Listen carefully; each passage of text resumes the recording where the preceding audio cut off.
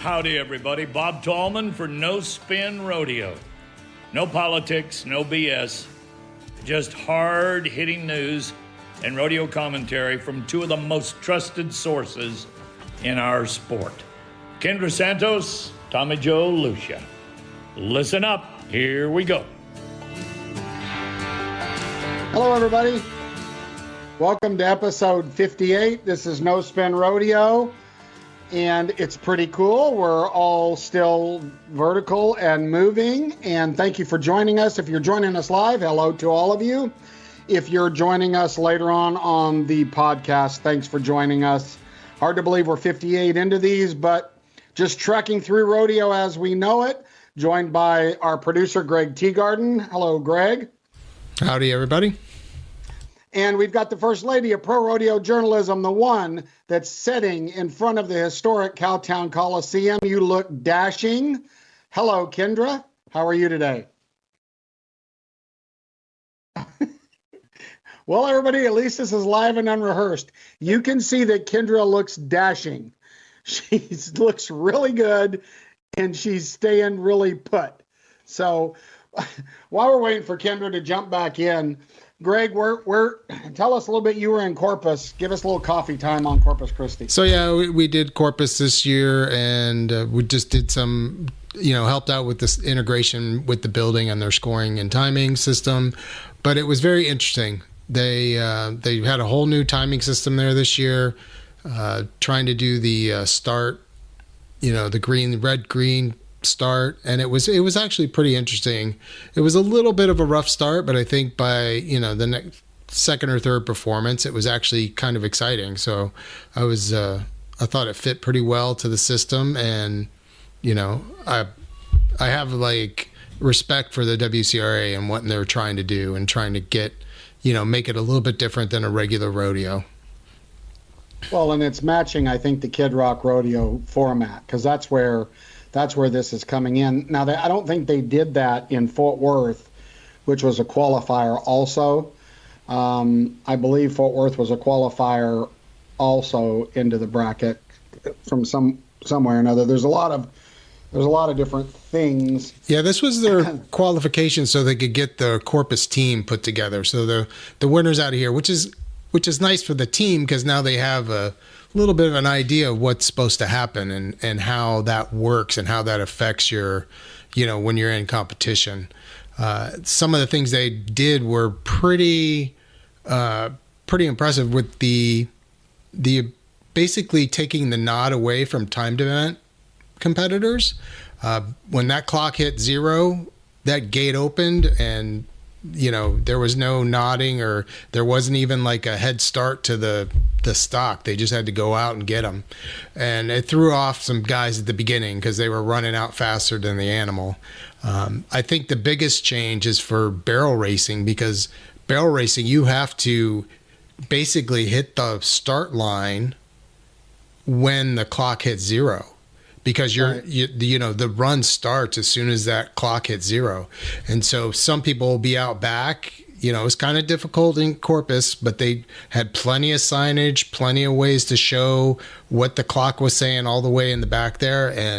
But it's about timing your horse to get to that starting line when the clock starts.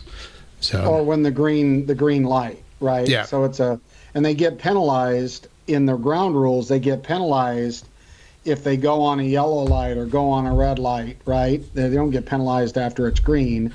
Now, Are the contestants watching a clock back there, or are they just seeing the lights? No, there's a clock. There's an actual countdown, as well as, there's the color that lets them know when it's ready. And the thing the clock starts when the green light goes. It doesn't matter where you are, that clock starts. And it was interesting because there was contestants that had fast enough times to win, but because they weren't at the starting line, it adds on to that, their time. The run time would have been fast enough to win in a normal rodeo. So, yeah. So, and it's basically 10 seconds. So it's 30 seconds total. You've got 10 seconds of red. Is that right? Does that sound right? 10 seconds of yellow? No, they have 15 seconds. Yeah, it starts at 15 seconds. And when you get to 6, it turns to yellow. And then when it gets to 0, it turns to green. And then there's a ready time, which is about 30 seconds prior to that, but they actually cut it down to like 15 seconds. So you have 15 seconds of before they even get into the countdown. So that's like getting ready, getting on your horse, getting into the box. So okay, so everybody that's joining us to get caught up, essentially Greg is doing a preview of kind of what they were doing at Corpus Christi, where they selected the people for the free riders. That's the Bobby Moat coach team that'll be going in the Kid Rock. Hello, Kendra. Oh, Lord. You made it back. All right. You're back with us. Here, let me tell you what happened here. Am I sideways right now? Nope, you look good. Okay, because what happened was we're going live and it says temperature too hot. Oh. It might be doing it again. Oh. Is it a little warm there? Yeah, I'm outside. Like, you can't see me right now, can you? Yeah, we can. Okay, well, I can't see you. This is nice. Can you hear us? Yes, I can. So, okay.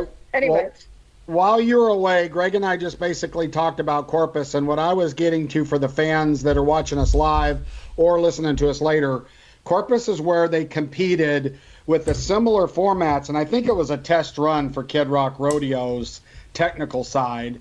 So the things that Greg was just talking about with the timing to run in and the timed events, and in rough stock, the way I understand it is you have 30 seconds to nod your head and go, and that's after the head official says arena clear. Read that in the ground rules. So and these guys are riding, for instance, bareback horses. One team will match a rider up with another team, and so the first guy goes. When he gets off, the judge says arena clear. The other guy has 30 seconds to nod his head or he gets penalized.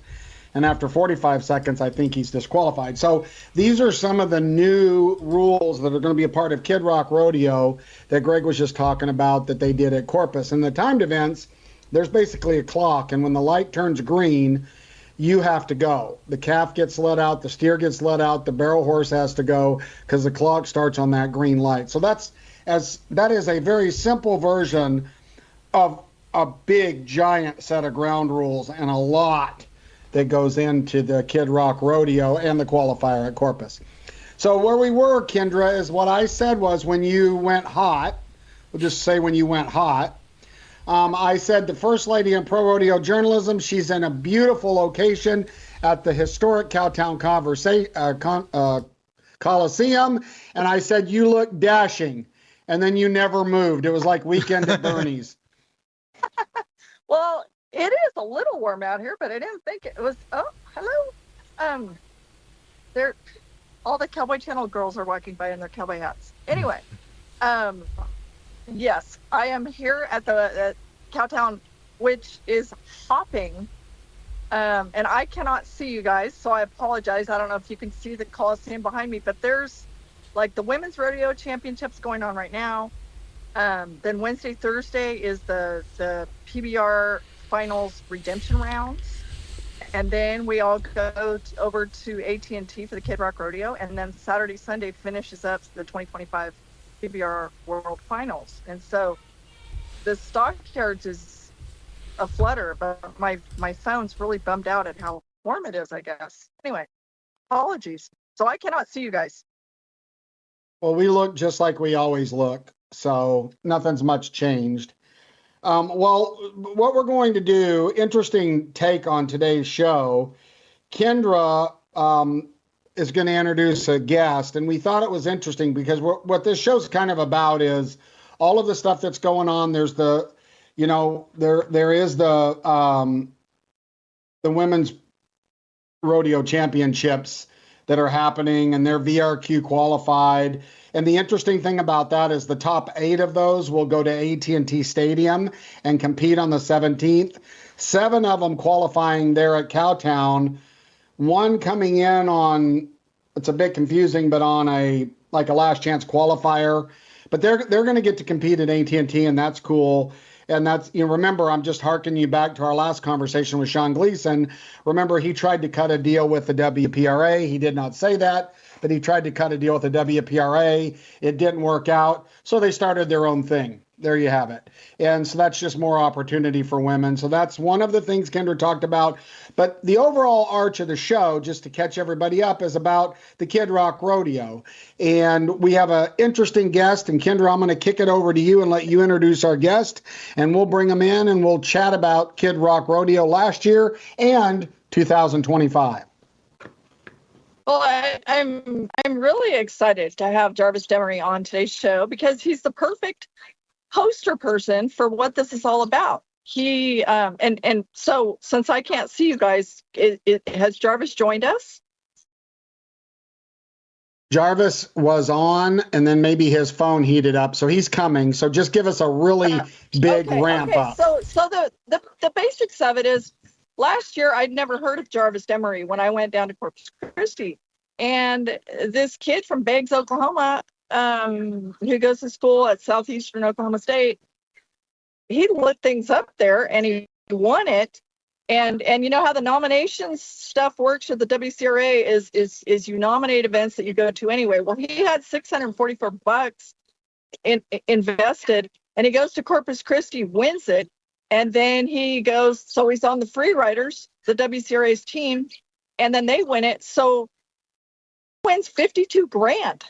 And that is rather life-changing for a young man like this. And it was so cool. Well, then fast forward to over the weekend back at Corpus Christi, and Shad Mayfield and Jarvis Demery go 1-2. Well, Shad was already drafted by Fred Whitfield on the Sledgehammers. And so here comes Jarvis Demery back on Team Free Riders. And so now, he's set up to go back to AT&T, which is a really big deal. And he's like the perfect person to talk about what it was like down there on that arena floor. Well, I know you. So hello, Jarvis. Welcome to the show. Kendra cannot see all of us. Hopefully, Jarvis, you can see us.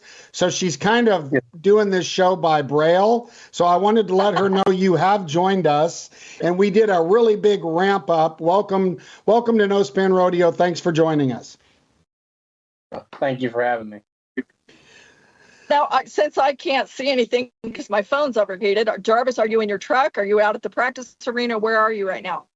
I'm actually, I walked up to the house and walked into the office. I got horses saddled up and cattle up, so we're good. Good deal. Okay. So I wanted just a couple fun things for people who don't know you, because last year, and I don't know how we're going to describe this on a podcast, but last year, like I saw in person, I saw you swing your rope, and it is one of the most unorthodox.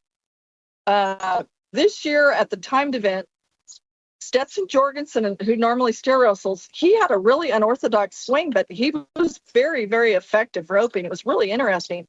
But I don't know how it happened. I know that you told me that you kind of started roping, you and your brother CJ, your dad bought you guys 8 goats, and you taught yourself to rope in a little bitty pen roping goats, correct?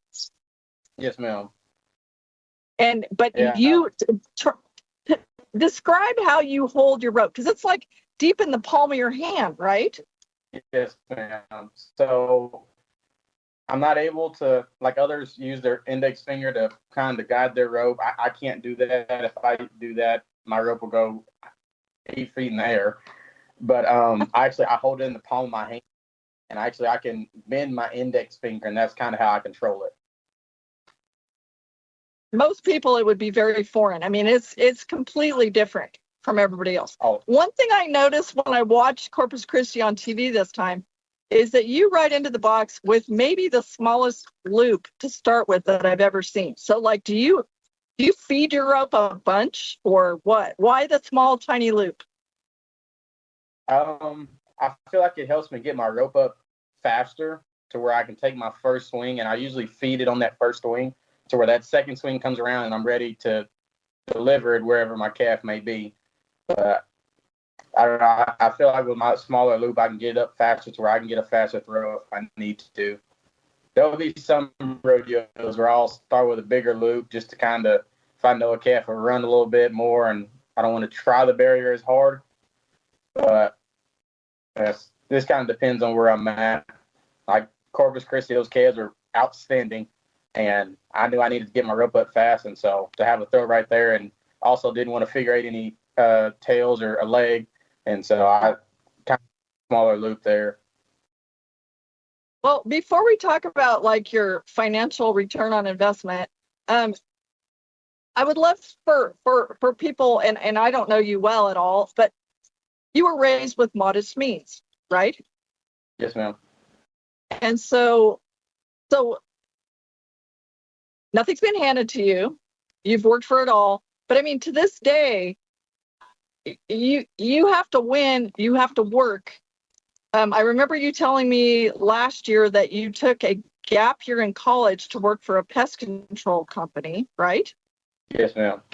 To make some money. And now I think it's interesting, like guys who try to make horses can really relate to this, but it's tricky. You make your own horses and you also take outside horses. But what people maybe don't stop to think about is like, okay, well, when you're training horses, you can't be gone on the rodeo trail, right?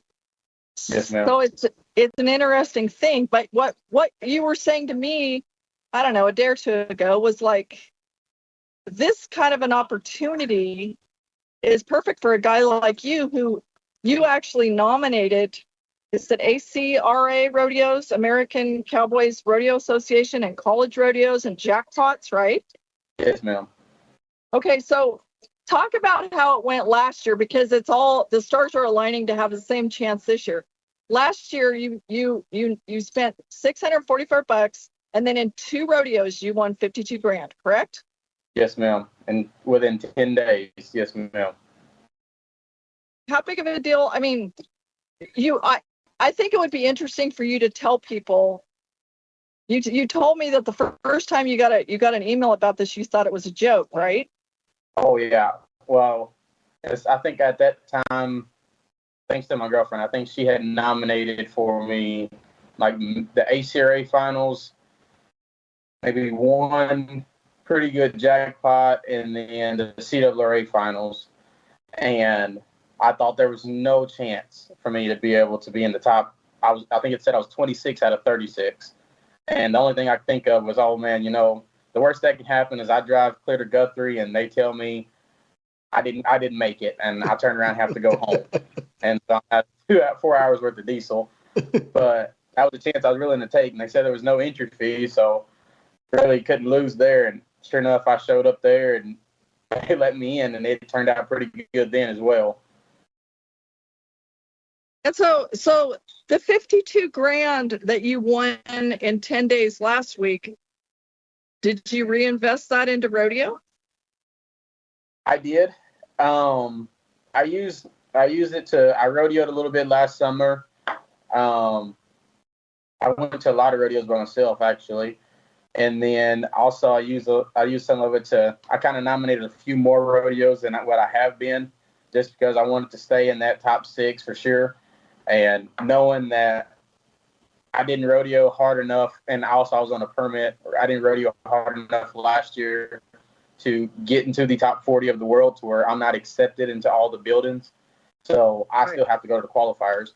And so those guys that get into the winter rodeos, the buildings like San Antonio or Denver, Austin, they kind of have an easier route to where they'll get almost double the points I can get at a college rodeo or from jackpots around here.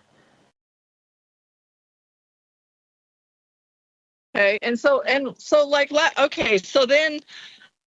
you're going to these amateur rodeos, jackpots, college rodeos to season horses, but then you get to these big, huge stages, and your friend and neighbor, is it Calvin Johnson? Yes, ma'am. Lets you ride Old Faithful, 20 years old Stanley. Yes, ma'am. And here you go. since Tommy Joe went last year to the first inaugural Kid Rock Rodeo, I did not, but I would love to know what it was kind of like on that arena floor as a contestant. As a contestant, that was different for me just because I've never seen an arena that big and set up like that to where it was longer wide than what it was down and back. And so it was just it was really different, especially with the light system and going head to head. And there's no center line to where a wreck can be had there. But, I mean, the fastest guy wins. Right. And back to, like, I guess we should back up to Saturday night this year. Last year you roped in Corpus Christi against the likes of Shad Mayfield and Riley Webb. And this year it came down to it. And 2 of the 3 high calls were you and Shad, right? Yes, ma'am. And so Dalton, is it Porch from South Dakota, went first in the 3-man round, the Kid Rock round. And then you went, and you were 9. You, like, set the place on fire, right? And then Shad was 8, whatever. But so, okay, so to clarify, because Shad was already drafted on Fred Whitfield's team, the Sledgehammers. So here you go again. But tell people about what happened before the 3-man round between you and Shad. You guys have been friends. You've been roping against each other since you were kids, right? Yes, ma'am. So what was it you told him? An old man once told me pressure makes water go uphill, and I was going to see how much pressure he could take today. And did he get a kick out of that? We're going to see about it. And matter of fact, when I told him congratulations and shook his hand, he said pressure didn't go uphill today. Ah, golly. Okay. So you will soon graduate from Southeastern Oklahoma State University with a safety degree, right? Yes, ma'am. Do you feel like that's rodeo career insurance? I wanted to have it, yes, ma'am, for when I'm done rodeoing, to where granted, I hope to rodeo smart to where I don't have to do anything but enjoy life after rodeo. But I wanted to have it as a backup plan, as well as I'm also a licensed welder, and I still can do. I'm a licensed pest control, whatever, and then so I wanted to make certain I had a degree to where my parents always told me a degree is something that nobody can ever take away from me. To where if I have it, it is mine. I can always go back to it. And you are the first person in your family tree to ever graduate from college, right? Yes, ma'am. Which is a point of pride, I'm sure, for your parents. Yes, ma'am. Okay, so back to the Kid Rock Rodeo. You said something about, okay, people were. You said that the team atmosphere reminded you of high school rodeo, right? Yes, ma'am. It is darn sure it was different because like high school, to where you have your friend group, to where you knew when I backed in the box, somebody's got their head, somebody's pushing, somebody's making sure my horse's feet is right, somebody kicks the box down for me, to where everything is taken care of. And when you rodeo individually, it's kind of like that, but not always. It's kind of more cutthroat for guys, especially once you kind of get down to the wire at the year end. But for like Kid Rock's rodeo, I mean, when you're on a team, you know for a fact that somebody's got your back there, because they told us, hey, you gotta be helping your team, and we're here for our team. Well, heck, I still had guys from other teams that said, hey, this is what you need to do, and this and that, and just kind of help me be in the right places at the right times, to where when they did tell me, I originally wasn't supposed to get to rope, and it was a last-minute deal, and I had already took my boots off, my horse was uncinched, I didn't have a rope on, and they told me I was supposed to be in the next arena within like 20 seconds, and thankfully I had a outstanding team And so Cody Dozier was trying to cinch my horse up. He actually put all my boots on while I was trying to grab the right rope I wanted to use. And then Coop Regger actually hooked my rope on. I made certain everything was right. And actually Cody pulled my back cinch tight as I was backing in the corner. And he was the one to make sure my horse was standing correctly and be ready to go. So the old camaraderie, even between different people in different events and the whole bit. Yes, ma'am. You know, it seems another thing really different about this deal for me is that you may not, some people went there and never nodded their head, correct? Yes, ma'am. So the coach decides, I don't really get it totally yet so far. You know, I'm going to see it with my own two eyes Friday night this year, but so you may not even go. You also may not have your best day and still win 27 grand. Is that right? Yes, ma'am. That is actually what happened to me last year. Actually, I thought old 20-year-old Stanley was locked and loaded and ready to go, and he had other plans. And so we ended up being just a little bit off the start and running a few more strides down and ended up being a little bit longer than Riley Webb. But thankfully, we had a really good team, and I think it ended up coming down to the barrel racing, and Mackenzie Mays surely brought it home for us. Have you ever really watched the barrel race before or cared as much about the outcome? I like watching barrel racing I like watching horses, really good horses work.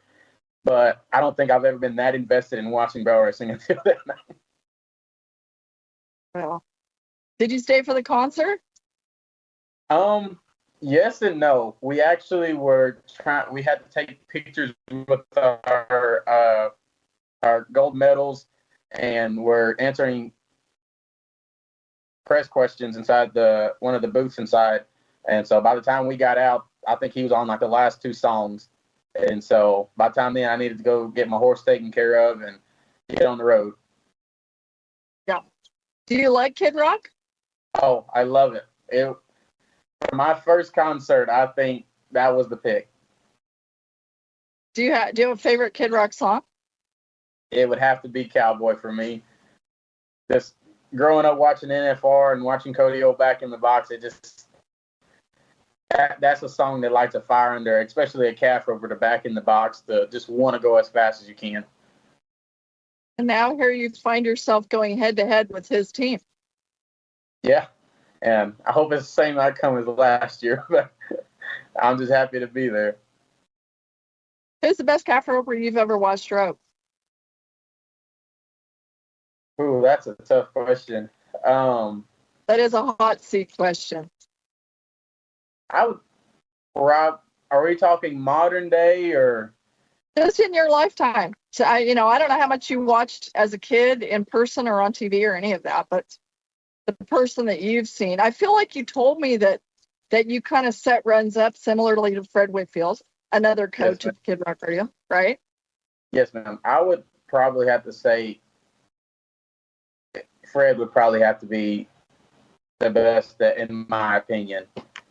Why? Granted, Roy Cooper taught everybody's style pretty much comes from Roy Cooper, but my style is kind of based a little bit off of Fred's, and my size is from my size and style of tying is from Fred. A little mixture of Fred, Corey Solomon, and Scott Cormos, just because their body size is a little bit closer to mine, to where we have to flank cattle correctly. The first time we're not as big and strong to be able just to manhandle all the cattle.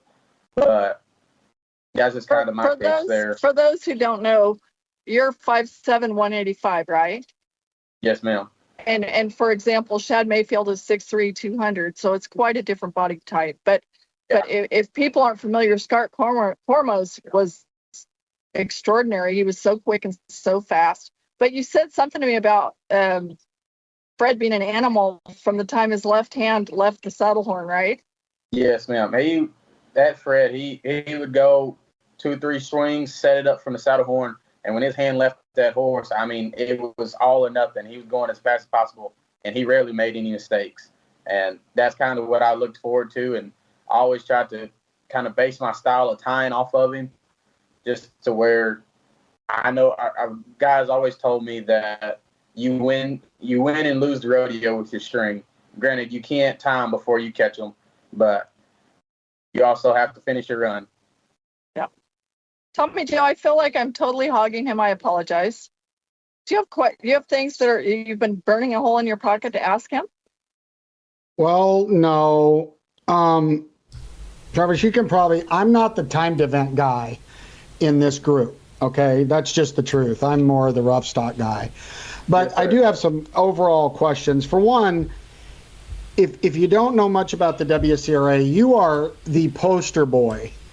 Okay. If they want to put a picture up of what the WCRA and that setup with nominations, and by the way, some of you may have heard this and not understand, but a really quick thing, essentially you can pay some money and nominate a rodeo you're entered in, and if you do well, you get points, and the WCRA's went in and weighted them, so if it's a bigger event you get more points, and it allows you basically an opportunity to win off of one entry fee, or at least win entrance on one entry fee at that rodeo. And so you're kind of the poster boy, because this thing was really, what it really leans itself to is someone that's not necessarily going to rodeo full time, just like you in college, and it gives you an opportunity to win big money. So remind me again, what did you win in Corpus this year? The amount? Yeah, close to it. 21.5. 500, I believe. And what can you win in AT&T? I do believe it's like a little over 27,000 there. Yeah. And so, like I said, you're the poster boy for what the WCRA's opportunities are for people that maybe aren't full time. But, the thing about it is there's some of these guys that are full time that if they look at that opportunity, they could probably rake it in. But anyway, so you seem like a smart kid. Here's my burning question, Kendra. You seem like a really smart man. Kid, because I'm old. Smart man. You kill bugs and you went to college, you got degrees, and you smoke Chad when you need to. But here's the deal. Do you have a grasp on all the rules of that deal when you ride in there? Honestly? I'm not going to say on all of them. I know just the base of the rules, but honestly, I don't really think much about it. I just trying to do my job the best I can and let it all hang out. And I agree. The fastest guy wins. But this is a little unique, right, Jarvis, in that your start time is they tell you when to go, right? Like it. Yes, sir. And so it seems to me that figuring that out is the key.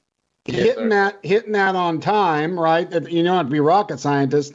So, and go fast. Because if you miss that and get penalized, right? If you miss it, if you go in yellow, you get a penalty, right? There's different penalty times, but you can have a fast as hell run. And if you miss that go time, yeah.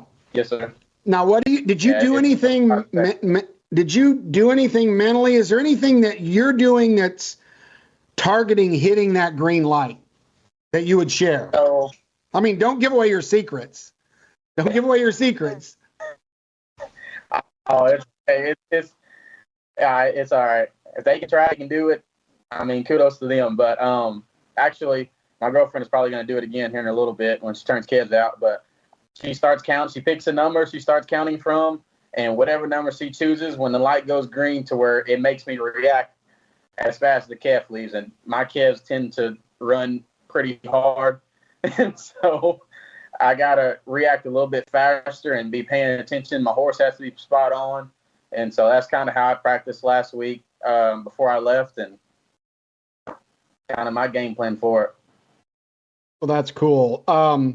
Yeah. I think I would love, sorry, I keep cutting it. I think it's super interesting that, and I'm making this assumption, but not everybody rides the same horse as usual or whatever. it's vitally important more than ever, more than anywhere else, to have a horse that really scores, right? Yes, ma'am. Yeah, it's kind of tricky with Stanley. He actually, not many know it, but he doesn't score the very best. The best he's ever scored is probably within the last year of me having him. But now, like, I can get him to score off my hand, but he reacts off the gates, which kind of helps me a little bit more there, to where the sounds of the dings there, he wanted to react just a little bit, but he won't move until I turn my hand loose. But to where when the gates open and I turned him loose, he was firing with everything he had. He was ready to go. Now, an interesting thing that I found in the ground rules, Kendra, that you might find interesting, that I thought was you cannot borrow a horse from another team, regardless of what happens. No. Yeah. So you can only pull from your team's horses, right, Jarvis? That's the way I read it. Yeah. Well, somebody told me that the other day, and I hadn't got to read it yet, but that is what I've been told. Which, granted, for me, I feel more comfortable on something that I ride here at the house, whether it's my practice horse or whether it's my good horses, one or the other, rather than jumping on somebody else's. But yeah, it's a different deal there, to where if, Lord forbid, if something were to happen to somebody's horses, you can't, hey, your best friend has a really good horse that you've rode for a few times, they're not going to allow you to go over and jump on that one. And there's a chance that sooner or later you two may have to compete against each other, and then you're out of luck on horses. Well, it's really interesting in the bulldogging, where those guys are used to picking their favorite horse and swapping around, right? And I know you guys do that a little bit in the calf roping, but especially in the bulldogging. So it really matters who's on your team, because that's your portfolio of horses if anything happens, which I thought was an interesting kind of side note to the ground rules. Yes, sir. And bulldoggers their horses are a lot easier to get along with, other than sometimes in the box, but that darn sure makes it pretty difficult there, to where calf ropers we're less likely to jump on a different horse than what we're used to, rather than bulldoggers. I mean, I still wrestle as well, to where if I see a horse that looks like I may get along with him, or I really like, I'll ride him, but I only ride one that I trust. Well, one other question for you. So for all of you people that are listening to this, we have some fans that are not knee deep in rodeo. Kid Rock Rodeo is team rodeo. And in that, when we're talking about the lights going, when Jarvis makes his run, there'll be another guy going at exactly the same time. And the guy that finishes first, I guess, without the penalties, right? Because your naked eye might look like he won, but if he hit the box early and went on yellow, he would get a penalty. But does the other person competing have any impact on you guys, you think? Like, knowing they're going at the same time? Yes. Seeing that, I mean, calf roping is always the fastest time wins. I mean, all times events are. But when going, like we're about to go on Friday, you're going against somebody else, so where their gates open same time, to where whoever hits the start first, gets them roped, gets them tied the fastest, wins their match, and is able to move on. It's kind of to where they move on to the winner's bracket and loser's bracket, to where it kind of makes you dig a little deeper and try to go a little faster and try a little harder for it. That's cool.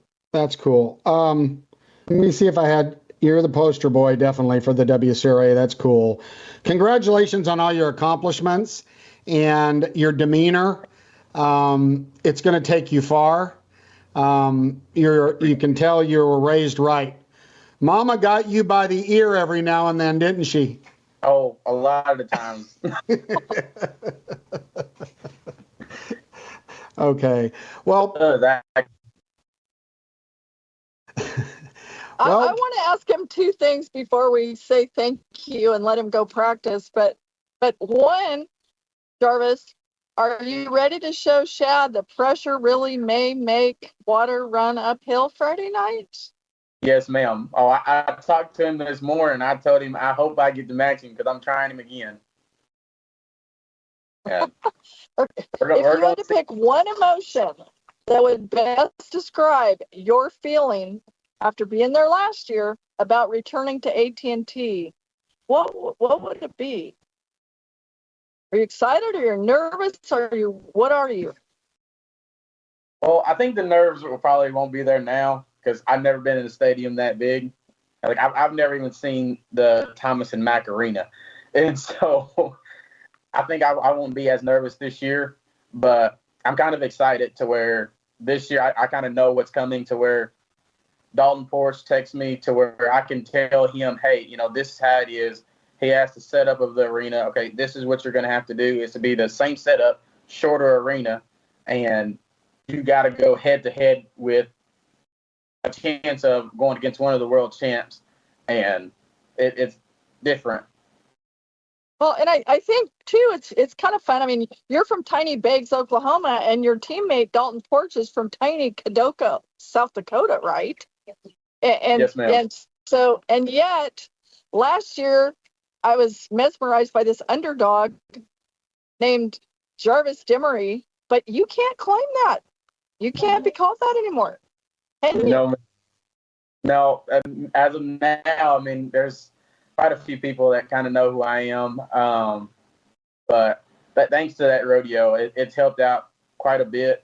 But I mean, I hope to keep getting better. you know that you belong. Confidence is everything, right? But yes, ma'am. But you know you belong now, and thanks in a large way to 2 rodeos, right? Yes, ma'am. Yeah, Very cool. It feel more comfortable with being around those guys, which I've roped against all of them for the last 15 years, and so it for sure made me feel like that's where I belong. Well, the flip side of that is when you rode in last year, everything was probably going so fast and so bright and so much happening that you really didn't have a chance to overthink it, right? Yeah. I mean, you were just reacting, right? You probably spent 5 minutes looking at the size of that video screen. That's what everybody does when they ride in there, is think, if that thing falls on me, we're all dying.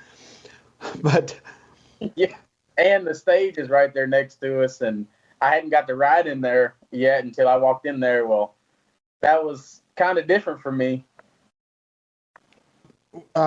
You've got 3 of us rooting for you and a whole lot of other fans out there. I hope you kick their ass. I really, really do. And congratulations to the WCRA for making opportunities, and the PBR for putting you guys in AT&T, and for growing this sport and giving you a chance to win $50,000 in a couple of weeks and put your name on the chart with everybody else. So congratulations. Yes, sir. Well, thank you. And you guys remember to nominate. It's only going to get bigger and better every day. Well, good luck. We'll see you there Friday night. Yes, thanks, ma'am. Jarvis. Thank you, guys. You bet. What a good young man. That's really cool. Yes. That's really cool. Well, on the Kid Rock Rodeo, a few things that I think are interesting is that the coaches, like you said, Kendra, they pick their matches, who matches up against who, and the order, and they're going to do all 3 rounds of the bareback riding. And in the rough stock, the way it works, and I mentioned this earlier, Kendra, is that the first seed team in the first round goes first in an arena to the left. And then as soon as the judge says arena clear, the competing guy that's riding against him has 30 seconds to nod his head. And now it does say that the judge can stop that 30-second clock for reasons, but whatever that is. But so you'll look left and see, and the winning score advances. But what I did think was interesting, some interesting things that are interesting to me, they're going to do all the bareback 3 rounds. Then they're going to do all the saddle broncs, barrels, team roping, end it with timed events in the first one. And then there's the final. They get gold medals if they win their match. And the accumulation of gold medals for the team gets the top 2 teams at the very end to go head to head to win it. right? So in case you're watching this, at least you kind of realize, wait, what's going on with the gold medals? What's going on? They're basically counting up their match wins equals gold medals, and the gold medals round up to be the top two teams that go in the shootout round at the very, very end for the big money. So a little bit of explanation on Kid Rock Rodeo coming up at AT&T with the WCRA and the team and the PBR and Sean Gleason and all those guys that have put this together. Thanks to Robert Simpson for sending me a bunch of information. I've got the lineup of teams here. I'll tell you what, there is some real talent on all these teams. Yeah, there's the graphic in case, I know Kendra can't see it because she's a hot topic today, but you can see where they play matches all the way to the gold medal round, the winners of the rounds advancing in 3 rounds. And it is interesting this year because they did add this rough stock clock, and they have the 2 arenas where they're bucking, boom, boom, boom, boom, so we'll see. It was really long last year, Kendra. And the overall concept for me last year was a general fan. I mean, even if you've listened to our show today or watched us, you still probably have questions. There's a lot of rules and a lot to swallow to understand what's going on. But what you don't have to be is an expert, because the nice thing about it is you watch 2 people go and the winner advances, right? And as long as it's good, fair competition, I think it's a fun way to present the sport of rodeo. Well, one thing that because my phone is on the brink of overheating again, that I can't look up, but do you guys know offhand if people aren't going to be at AT&T, is it on CBS? I think it's on Ride Pass. Now, I don't know if it's on CBS. We will have to check, but I do know it. I'm pretty sure it's on Pluto Ride Pass. That's what I think. Okay. I should have researched that. Yeah, I know Corpus was on Ride Pass, but they are producing a CBS show for it. I see. Well, we'll find out later. But also, I did watch some of Corpus, and for some reason there was a glitch with Ride Pass, so they diverted us to the PBR app, and that's what I watched it on. But yeah, anyway. The PBR has a ton of platform apps out there that you can get PBR content now as they're rolling around figuring out where their long-term broadcast partner will be. But there's a lot of ways to find it. If you try to understand it, I think your head might explode. Like really, really, really understand everything. So Kendra, you may pop out a few gray hairs before it's all over. But overall, it's a cool concept, and it's going to be fun to watch because this lineup are stacked. I mean, you've got John Douche, you got Struckness, you've got Wright, you've got Wags. I mean, it's cool. Pretty important, Tommy Joe, that you pronounce John Douche's last name correctly, if you don't mind. Well, I figured you were going to correct me, and I thought, I did it wrong. Typically, you correct me with your stiletto, so anyway. Pretty important, but anyway, and not to mention, I mean, the coaching staff: Trevor Brazil, Cody Old, Joe Beaver, Fred Whitfield, Charmaine James. I mean, that's so cool. Well, and at first I thought, what are the coaches besides just kind of little trophy points? But they do decide who competes against who. They actually place, the way I understand it, they pick the rough stock rider once they see the draw. Similar to what the PBR bull riding team coaches do. Once they see the draw, they then get with their team members in the bareback riding and figure out who to put on this horse in the bronc riding or the bareback riding. So the coaches are definitely impactful in the overall win. I think it's really cool. And I, before I completely step on it, since I've been eating barbecue sandwich up here with them, the winning coaches last year were Hall of Fame bareback rider Bobby Moat and the Women's Rodeo Championship Commissioner Lindsay Rosser Sumter. Before I leave that out, I mean, they did. I mean, a team of underdogs last year, made up of undrafted players, won this thing last year. Hey, I got a real quick question. How many team members are there per discipline? 2. 2. Okay. And then to kind of go over the rough stock clock, Tommy, it was interesting in Corpus to see that very few people even came close to the running out of the 30 seconds. It was usually within 3 or 4 seconds when they said already that those guys were going.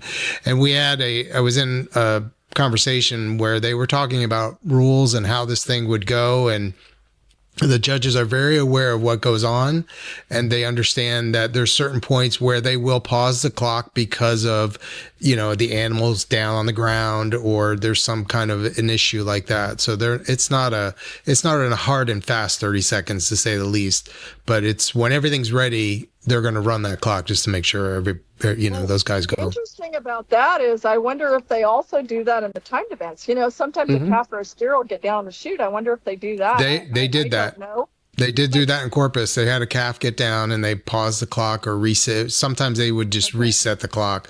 So it's not a hard and fast thing, but it's more of like when everything's ready, the thing rolls, you're not going to have a chance to circle your horse or whatever just to kill some time. So they're trying to make it contestant friendly. I thought one of the most fascinating clock events from Corpus Christi, for me by far the most fascinating, was the barrel race.